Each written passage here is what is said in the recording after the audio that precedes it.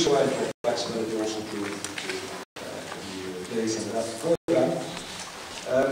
Brief explanation, I'm heading the ICT for Inclusion unit in the European Commission, the General Information Society and Media, and this is the unit that deals with the aspects of digital inclusion from the perspective that ICT is important for social and economic inclusion of certain disadvantaged groups, these are many, in fact, and also that ICT, information and communication technology itself, should not create new divides, new forms of exclusion. Now, as you know, and it has already been mentioned, there's also by the Secretary General and in the introduction, with the new Commission there is also a new agenda that has been put on the table. That new agenda is Europe 2020, an agenda with a longer-term perspective, but also very, very concrete actions. And these materialize in the form of 7 flagships covering a whole range of areas. And where I would like to concentrate, of course, on the agenda, the digital agenda, that is headed by Commissioner Neelie Kroes. Now, that Europe 2020 strategy was necessary, of course, because we got to the end of the Lisbon strategy, and also because we are and were, and to some extent we are still, coping with the financial and economic crisis. It's a wake-up call, agenda, to indeed realize smart, sustainable, and inclusive growth. And if you look into that agenda, you will see that there is a lot that appeals to making the right combination, so to say, in Europe of economic growth and social progress. That is also expressed in the digital agenda for Europe. The digital agenda for Europe is the successor to the I-2010 agenda that many of you know. It's an agenda that discusses about issues such as the legal framework for the, let's say, digital society, for the information society, for example, for realizing a single digital market, for advancing the rollout of networks. It talks about, and a lot about, research and development and innovation as the driver, the significant asset that we have in order to create smart, sustainable and inclusive growth. And soon there will also be a second flagship launched, the Innovation Union flagship that addresses innovation per se, that's the focus on that. And thirdly, it's also very much about issues such as digital literacy, accessibility for all, promoting internet access. Now, the digital agenda, in a sense, says there is a cycle in which we are held back for creating within the digital society those objectives of smart, sustainable and inclusive growth. A cycle that is held back by a number of barriers. And these barriers, they are well known, but they include amongst others the lack of skills. They also include that we are insufficiently investing in innovation, that we have fragmented digital markets, that still shopping, buying electronically across borders is very, very limited amongst consumers, and the concerns that we have around the rise of cybercrime, the lack of trust, for example, shopping online. Now, what we seek to achieve with that agenda is to address these barriers and turn it into an approach in which the rollout of networks, the delivery of and creation of content and the possibility to deliver borderless services will lead to an increase in the take-up of service and the demand, and consequently also again will lead into more demand for the rollout of the technologies that are underpinning this digital society, information and communication technology. This is a story that is certainly not only for, let's say, the 60 to 70% who are now today connected and the intense internet users. It's actually the headline slogan for this agenda is every European digital. And it means indeed every European. Every European should have the possibility to go digital and benefit from the information society. And it's also essential to do so. I think we are all convinced that information technology is nowadays essential for daily life, work, education, getting information, culture, libraries, etc. Getting more people online. So what are the targets there? The target is that we get from regular internet use up from 60%, which it is now, and that's in a certain sense actually surprisingly low. Certainly if you are in an audience like this, which is highly connected, then it means that there are still so many people who are not regular internet users.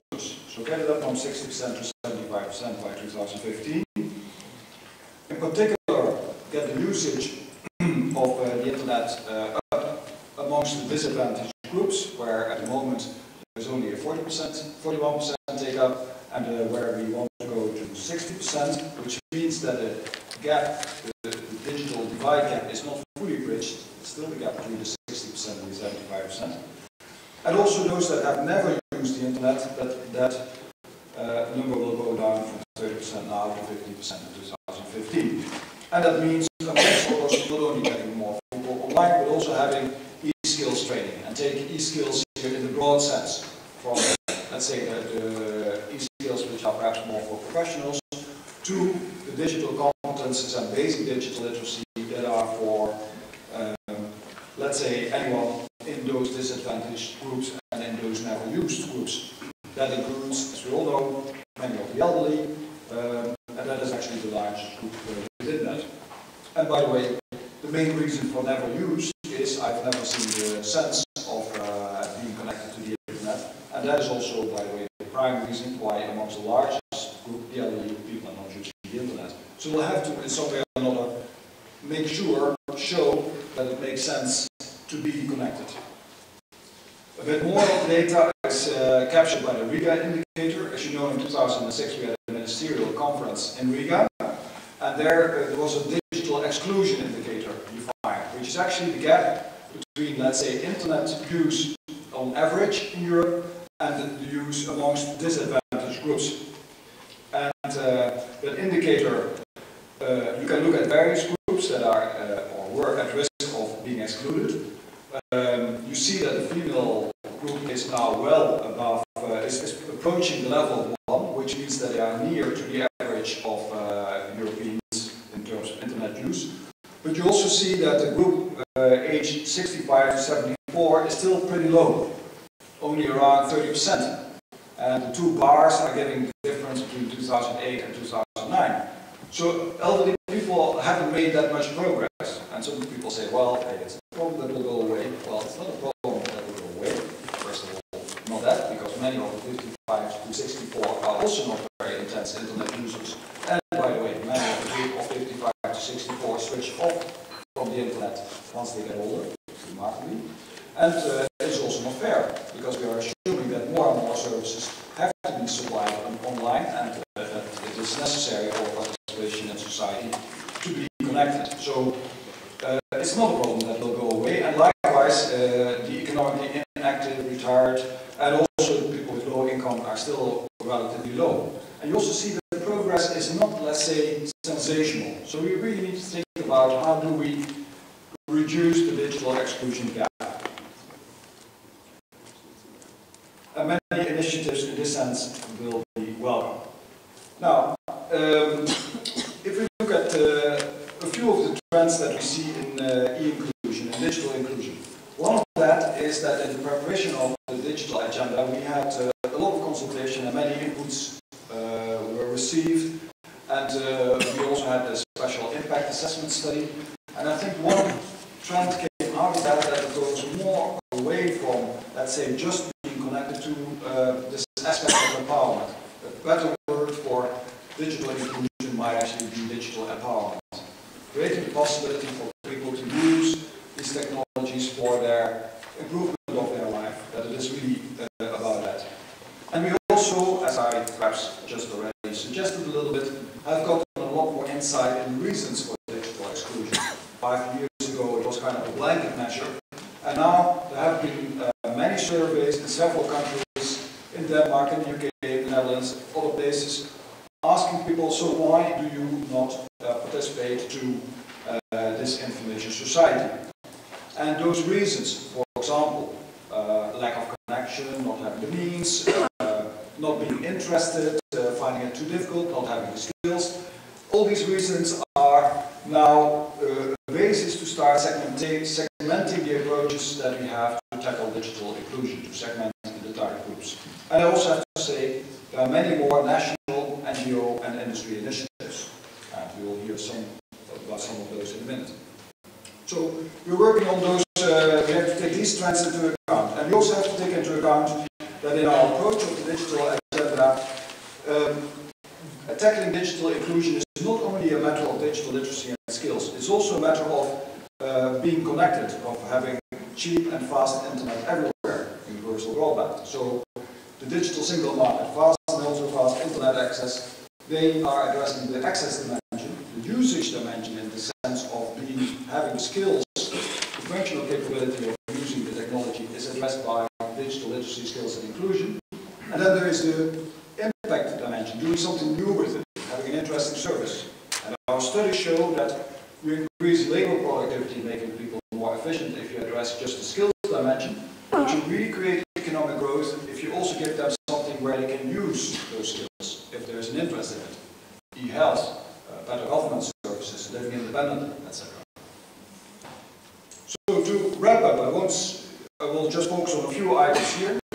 Digital literacy is addressed through a whole range of actions, and you can find them in the digital agenda.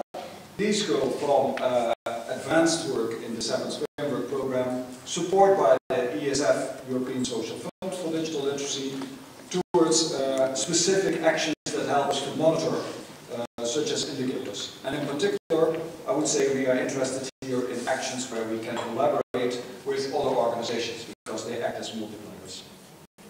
Another important dimension of digital inclusion is, next to literacy, also accessibility, making the technologies usable for all, and in particular for people with disabilities. And one item that has actually been just realized, is of interest for you, I guess, is to sign a memorandum of understanding on digital access for persons with disabilities to digital content, e-books for example, books for example, digital books, and this is in compliance with the UN Convention for the Rights of People with Disabilities. Again, here we have a range of actions that utilize all the policy tools that we have available. If there are questions about it, happy to go into that. These are all actions that you actually find in the digital agenda. So finally then, the digital agenda definitely means digital inclusion. It is every European digital, that's the headline slogan.